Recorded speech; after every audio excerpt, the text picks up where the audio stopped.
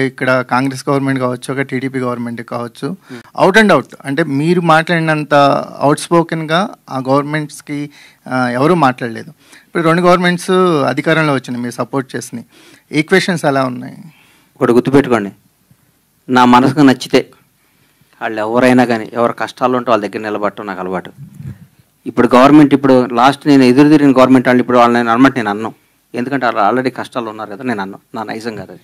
ఇందాక మీరు గణేష్ గారు ఇప్పుడు మీరు మాట్లాడుతున్న దానికే ఒక క్వశ్చన్, కష్టాల్లో ఉన్నారు కాబట్టి నేను అనను అన్నారు. మీరు మీకు బతుకునిచ్చిన మీ దేవుణ్ణే విమర్శించారు, దాన్ని మేము ఎట్లా చూడాలి? నేనా పవన్ కళ్యాణ్ గారిని ఏమన్నారు? నేను ఎక్కడో ఊహించుకున్నారు, ఇట్లా ఉండిపోయారు. రేవంత్ రెడ్డితో పోల్చారు, చాలా మందితో పోల్చి మాట్లాడారు. నెవర్. మీరు ఒకసారి వినండి అది బయట. నువ్వు చెప్పు తల్లి, ప్రాణం పోయినా నా డెడ్ బాడీ కూడా పవన్ కళ్యాణ్ విమర్శించు, మర్చిపోలే అమ్మ బంగారం కాదు. నేను చచ్చిపోయిన నా శవం కూడా పవన్ కళ్యాణ్ గా నీళ్ళెత్తి చూపుతాం. That is my blood, that is my character. వినండి అమ్మా, అన్న నేను చెప్పాలి, అమ్మాయికి సమాధానం చెప్పాలి. నా ప్రాణం పోయినా నేను ఫస్ట్ అధికారంలో ఉన్నప్పుడు ఒక రకంగా, అధికారంలో లేనప్పుడు ఒక రకంగా పిచ్చి పిచ్చిగా మాట్లాడటం కానీ, నా మనసుగా నచ్చితే దేవుడైనా ఎదిరిస్తా, నచ్చకపోతే నచ్చితే వాళ్ళు ఎవడైనా కాళ్ళు పట్టుకుంటారు. నా క్యారెక్టర్ అది. చంద్రబాబు నాయుడు గారిని భారతదేశం మొత్తం ఆయన దగ్గరికి వెళ్ళాలంటే భయపడ్డ క్షణంలో, వణుకుతున్న క్షణంలో, వణుకుతున్నారు, ఆయనతో లబ్ధి పొందినాడు కూడా వణుకుతున్న క్షణంలో చంద్రబాబు గారికి మద్దతుగా నిలిచిన మొదటి సినిమా రంగం నుంచి మొదటి వ్యక్తిని నేను. అది నా క్యారెక్టర్. నేను తెలుగుదేశం పార్టీ కాదు, నేను పవన్ కళ్యాణ్ మనిషిని. నేను ఇప్పటి నుంచి 2004 నుంచి నేను కాంగ్రెస్ కార్యకర్తని. నాకు పవన్ కళ్యాణ్, నా తల్లిదండ్రుల తర్వాత నేను పవన్ కళ్యాణ్ ప్రేమించాలి. పవన్ పోతే నాకు బతికే కాదు.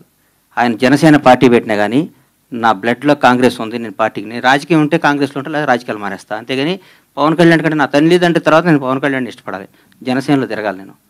నేను ఏ రోజు ఒక్క రోజు కూడా నా కలలో కూడా బయట కాదు, కలలో కూడా పవన్ కళ్యాణ్ విమర్శించను. నా ఇంట్లో నా బెడ్రూమ్లో పవన్ కళ్యాణ్ ఫోటో ఉంటుంది. అది నా క్యారెక్టర్ అమ్మ. రేవంత్ రెడ్డి పొగిడి ఉండొచ్చు, ఎవరు నేను పొగిడొచ్చు, పవన్ కళ్యాణ్ గారు పవన్ కళ్యాణ్ తక్కువ చేసి రేవంత్ రెడ్డిని పొగిడారు. అది నువ్వు అనుకుంటే అది నీ కర్మ అమ్మా. పొగిడేటట్టు చూపించమ్మా, నువ్వేదంటే ఇప్పుడు పంపించద్దు, ఇప్పుడు చెప్పాలి నాకు 10-1/2 అవర్ ఉంటాను తెప్పి అమ్మా. పవన్ కళ్యాణ్ ఇందాక 2 సార్లు అప్పుడు అట్లా అనబాకమ్మా. దయచేసి ఆగమ్మా, దయచేసి ఒక క్వశ్చన్ వేసే ముందు ఒక బాధ్యత గల మీద ప్రతిగా రంగం మీ అందరికీ చేతులు ఎత్తి నమస్కరిస్తున్నా. 1-2 సార్లు క్వశ్చన్ చేసుకొని ఏదో అడగాలి, ఏదో మీరు క్రేజ్ తెచ్చుకోవాలి, ఏనమ్మా ఏదో మీరు క్రేజ్ తెచ్చుకొని అడగాలి. భగవంతుడి మీద సాక్షిగా, భగవంతుడి మీద సాక్షిగా నేను పవన్ కళ్యాణ్ గారిని అనలేదమ్మా, అనలేదమ్మా, ప్లీజ్ నన్ను అనబాకమ్మా. నేను పవన్ కళ్యాణ్ గారి భక్తుడినమ్మా, దయచేసి అన్నమాట అనబాకమ్మా ప్లీజ్. అనలేదమ్మా, అనలేదు, అనను కూడా తల్లి ప్లీజ్ ప్లీజ్. ఒక్క నిమిషం అన్వర్ గారు, ఇందాక ఏమైందంటే 2 సార్లు గ్రేటానందమూర్తి గారు మైక్ తీసుకున్నప్పుడు 2 సార్లు ఎవరో ఓవర్లాప్ చేశారు. గబుక్కను మళ్ళీ ఆయన మీద ఇగ్నోర్ చేసాం అనుకుంటాడు, ఆయనకు మైక్ ఇవ్వండి, ఆయన ఏదో అడగాలను. అన్వర్ యా సార్, ఇప్పుడు గబ్బర్ సింగ్ అనగానే మనకి అంత్యాక్షరి ఎపిసోడ్ గుర్తొస్తుంది. అవునండి. ఆ తర్వాత చాలా మంది డైరెక్టర్లు, చాలా మంది రైటర్లు అంత్యాక్షరి ఎపిసోడ్ని రిప్లికా చేసి దాన్ని స్ఫూర్తిగా తీసుకుని రాయడం మొదలెట్టారు. అది పులిని చూసి నక్క వాత పెట్టుకున్నట్టే ఆ ఎపిసోడ్లన్నీ. ఫ్లోలో అవును అనేస్తాను, దీనికి అవును అనట్లేదు. ఓకే, ఇప్పుడు ఉస్తాదులో అలాంటి ఎపిసోడ్ ఏమన్నా ప్లాన్? కాదండి, నాకు గబ్బర్ సింగ్ వచ్చిన బెస్ట్ కాంప్లిమెంట్, మీరు మరిన్ని క్వశ్చన్ నాకు అర్థమైంది. గబ్బర్ సింగ్ వచ్చిన బెస్ట్ కాంప్లిమెంట్ ఏంటంటే, ఇందాక త్రివిక్రమ్ గారు ఆ వీడియోలో త్రివిక్రమ్ గారు మాట్లాడుతారు, హరీష్ బాగా రాశాడు, బాగా చూపించాడు, కళ్యాణ్ గారిని ఫ్యాన్స్ ఎలా అన్నారు. ఆయన తర్వాత ఆ ప్రెస్ మీట్ అయిన తర్వాత ఆయన కారులో కూర్చుంటే ఒక మాట అన్నాడు, హరీష్ నేను ఈ సినిమా చేస్తున్నాను, డబ్బంగ్ చూశాను, కళ్యాణ్ గారు చేస్తాను కదా అని, అందులో మదర్కి వాడే ఒక ఇన్హేలర్ తప్ప దబంగ్లో నుంచి ఒక చిన్న ఇన్హేలర్, అది తప్ప ఇంకేం వాడలేదు. ఆ ఇన్హేలర్ని ఎందుకు రీమేక్ రేట్స్ అన్ని కోట్లు ఇచ్చుకున్నారు, మామూలుగా మార్కెట్లో దొరుకుతుంది కదా ఇన్హేలర్ అన్నారు. That is the biggest compliment for me. అయినా ఆయన అంటే త్రివిక్రమ్ లాంటి ఒక రెప్యూటెడ్ రైటర్, ఒక స్టార్ రైటర్, నేను ఎంత శాతం రీమేక్ చేశాను చెప్పడానికి ఆయన చెప్పిన ఉదాహరణ అది. సో అంత్యాక్షరి కూడా అలాగే వచ్చింది. నేను మీతో సంగతి పక్కన పెట్టండి, నేను నా సినిమాలు ఎప్పుడు అలాంటిది మళ్ళీ రిపీట్ చేయాల, ఎందుకంటే ఇది హిట్ అయింది కాబట్టి దీన్ని పట్టుకొని వేలాడదాం అనేది ఎప్పుడు కాదు. సందర్భంలో కుదిరితే, మళ్ళీ సినిమా సందర్భంలో అలాంటిది కుదిరితే ఖచ్చితంగా పెడదామని.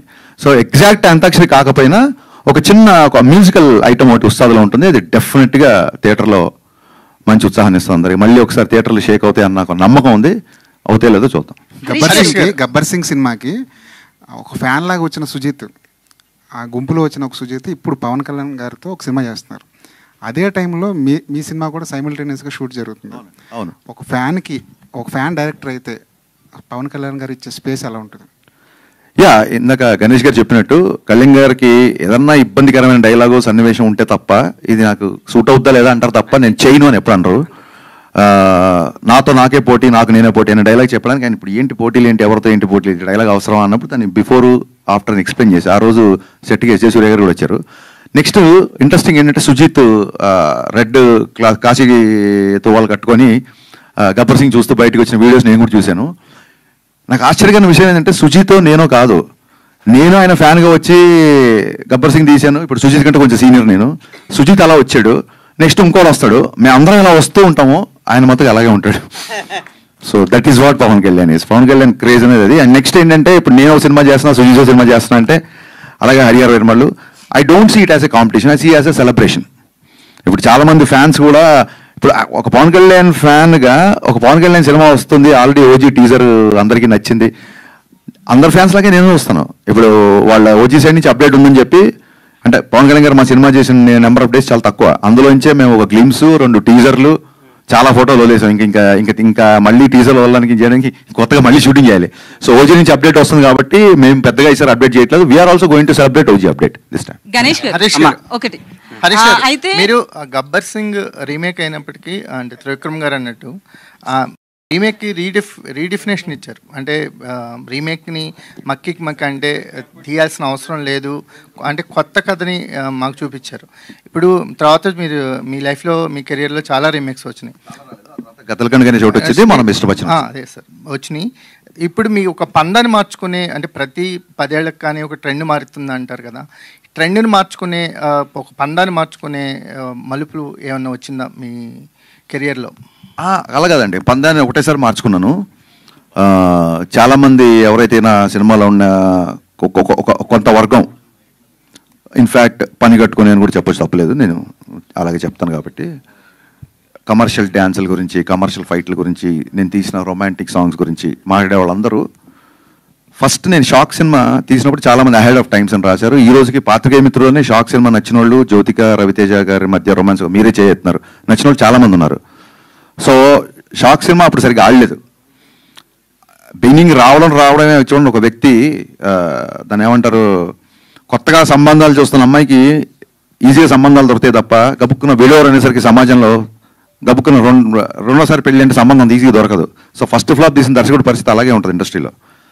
అప్పుడు పందా మార్చుకోవాల్సి వచ్చింది. మరీ పోయిటిక్గా, మరీ నావల్టీగా, ఎక్కడో మధురం అంటే కుదరదు. మీరు టైటిల్ నుంచి ట్రాన్స్ఫర్మేషన్ చూస్తారు.